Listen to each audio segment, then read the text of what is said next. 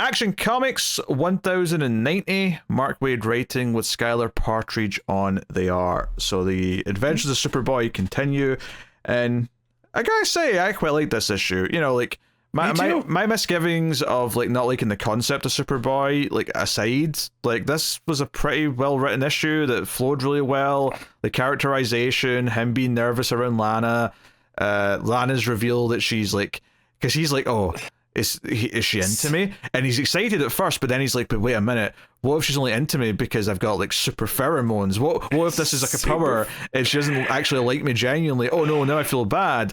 But then the little twist is that she's actually got the hots for Superboy and not him, and it puts him in that weird, you know, love triangle with himself thing that's sort of classic Superman at this point. So Clark Kent is destined to be in a love triangle against himself. And that cracked me up so much. This whole super pheromones thing too, is that such a teenage stupid thing, right? Mm-hmm. Where he's like, oh, I gotta turn him down somehow. I can't have her like this. That's not fair to her. And that's all he's thinking of. It's like, well, no, he's not thinking like, oh, maybe she likes me because we're friends and we've grown up together. And you know, it's just like that, like Ma's trying to tell him. No, it's the super pheromones, and that was so funny. And again, this is the Waid that was writing the Archie comic back then. Like, he's weirdly very good at these teenage dynamics. So this was a whole lot of fun to read. Yeah, I think it's just he's just good at doing. Not even like his solo character sounds a bit off because like I think his supporting cast are very good, but when he's doing team books, he just loves playing with the toys and everything's kind of just a big smudge of like things happening. But when he's doing stuff like this, or he's doing like Batman and Robin Year One, or he's doing like he's Daredevil, or things that he's done in the past, like there's just a really good through line. It feels like he's got a real end goal in mind. You know, like the start of the issue is like them trying to like test how fast he is. Like the Kents are like timing how long it takes for him to go around the entire planet, and it ends up being 24 minutes, which is nice and fast, but not like, you know, absurdly like go encroaching on the Flash territory. So that's nice. Right. But the joke at the end is that, you know, he's went so fast that his suit is burned up along the way, so he's embarrassed, and they're laughing their asses off. Although they can't afford another outfit before the farmer's market, so try not to ruin this last one we've got.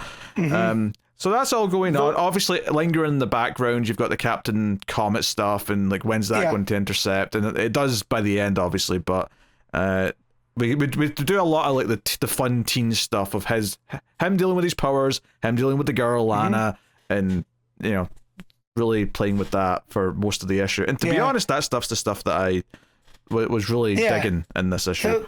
The back half is fine, like when he goes to fight the telekinetic guys, but yeah, everything up to the diner where he has to leave. And SKYLAR Partridge here, very expressive. Like, all of the smiling from Lana has that kind of girly, you know, head in the clouds thing that you see in like teen shows and teen movies, and it's perfectly nailed. Like, I don't think if the art was as expressive, it would hit the same. Because the Waid stuff's really good too, but it's really working in tandem with the art here. And yeah, it makes you kind of have those feelings, you know, of his nervousness. When you look at the smiling Lana, right, you understand why Clark's a little bit nervous, right? This is unfamiliar territory for him. Like, he could race around the world in 24 minutes. He can't handle sitting across the table from a girl. That's funny.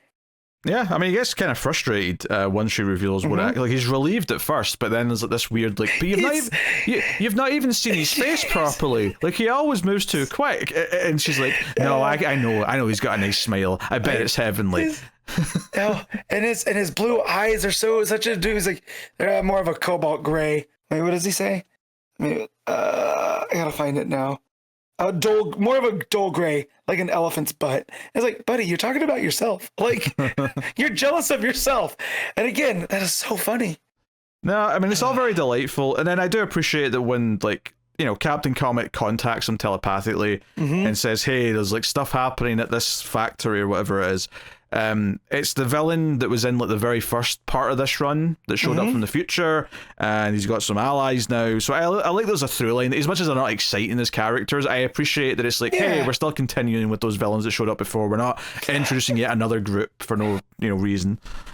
Yeah, and the fact that it's I always get like the Phantom Zone criminals when it's one main villain and then the two side guys, right? So I was getting like Zod and Ursa Non kind of vibes here from these two, which I thought was a little nice. You know, if it wasn't on purpose, it was still something that I picked up on. Sure. So kind of a nice little homage. And but yeah, and Partridge's art here is good. There's a nice flow to all the action. I mean, I think she excels especially with all the human drama stuff and the fun teen stuff. But I think the tone, the tone of like the art, and you know that's like partly line work, partly the coloring. I think fits the teenage kind of like optimism and like, you know, nostalgic quality that I think the story's going for. So, you know, so sometimes the biggest compliment, as much as it sounds boring, the biggest compliment you can give something when it comes to talking about art in a comic book, or even like cinematography in a movie or music in a movie, is that sometimes the biggest compliment you can give it is that it's appropriate. Because more often than not, when something's not working, it's because it's not appropriate to what the vibes are supposed to be. And I think this is a case of they picked the right artist for this. Is what I'm saying. For sure. And so the lab that they're at is Dr. It's Morrow, right? He's the is it Magnus? Dr. Morrow's the Reverend. It's Magnus. Yeah. I always confuse the two because the M's. So do I. But yeah, he's the metal. Yeah, it's the Metalman guy, right? And so he hasn't created the Metalman yet. And Clark's, you know, narration from present day. Yeah. You know, so you get a little bit of hints to it that there's even some kryptonite in there. Yeah, it's an element. We never see it, but we hear them talk about how that there's rare metals here and stuff that's kind of like off the beaten path. And then Clark starts describing that he was feeling, you know, woozy. There's a pain, something that he's not felt yet. You know. So this is the first time he's ever felt the effects of kryptonite, seemingly. So the end of the issue though is that Sam Lane shows up, and Superboy is like, "Hey, you know, nice to meet you, General. You know, it's good we could work together," or whatever he says. And then he's like, "Oh, you misunderstand, Superboy. You're under arrest." So the final page is a full page spread of him looking kind of shocked as like a SWAT team of soldiers are now around him, pointing guns at him. So yeah, I mean, don't get me wrong. There's still that little thing of like, so does Captain Comet not mention that Clark Kent is Superboy ever? Seemingly not, because like otherwise the continuity is going to be all thrown willy-nilly. But I did think of that a little bit again. I mean, I'll let it go and just enjoy the story, but like you know, it is there, right? I'll just mention it. No, for sure. And again, I don't know how Superboy is going to get out of this. I know how Absolute Superman would get out of this. Well, we've seen him surrounded by soldiers, you know, in every issue. So is he going to be able to talk his way out, right? Does he have to? Can he just fly up through the roof and go away? That's what I'm saying. Like, but I feel like with the way that Wade has characterized him, I feel like there's going to be a thing. I think he'll fly off, would be my guess, just purely because he's like, well, I don't want to hurt all these people that are like, you know, coming at me. So like he probably sees flying away as the best option. The easiest. I mean, I know. Maybe he'll try and talk to them first, but like it seems like that would be where I assume it's going to go. Or maybe Captain Comet shows up and it goes a different path. I don't know. Yeah, that could be too. And then also real quick, the way that he dispatches Rays and the other two, it's very comically almost like a horror movie where he's coming up to the ground and pulling them under. That's right. Yeah. And I thought that was really funny. Ray's being the villain who was in the arc at the start, just because I never remembered his name, but you said Ray, so I'm just pointing out. The only reason I said that is because I just looked at it on the page. Of course. But yeah, pops up, takes the other two through the thing, through the floor, and again, just very, very comical. And then Superboy takes the helmet that gives him the telekinesis, and crushes that, and that's where he notices the kryptonite. And there's a real fun coloring thing where the whole background behind Superboy is green, you know, so it makes the blue and the red and everything pop. But you get the whole vibe of the kryptonite sickness. And again, so talking about how Partridge's art is just, it's fitting. So, you know, everything just works out. And correct me if I'm wrong, we never see the kryptonite, right? He just sort of feels the effects.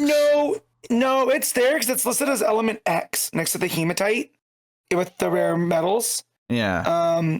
So it's there. It's just not close to him because they pulled it. Why he gets sick is they pull it out of the drawer. So now it's out in the open. But Did we it's actually definitely there see on it the though? page. Did we see it? Like, did we see the green rock on panel? Yeah. Okay, fair Yeah, enough. if you go to that page, it's where one of the robots has Superman by the neck, or Superboy, rather, by the neck. But yeah, no, it's definitely there. It also makes me. I didn't notice that, and I was thinking, it's an interesting choice not to just show it outright, but I mean, I just clearly missed it, so it's fair enough. But yeah, well, it made me think like, oh man, could Doc Magnus put in a responsometer into a big hunk of kryptonite? Like I've never read a comic where that's happened, So that was something. That's right, because he puts it in his back, doesn't he? Yeah. Yeah, and he's like, oh, this is going to fuel me or something. Yeah, okay, right.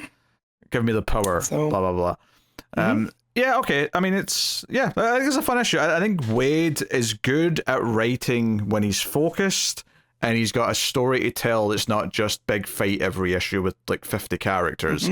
And I think this is like, as much as I am not a fan of Superboy, the concept, this is still much better than his Justice League Unlimited and his World's Finest, because it's just better told and it has good art that fits the story.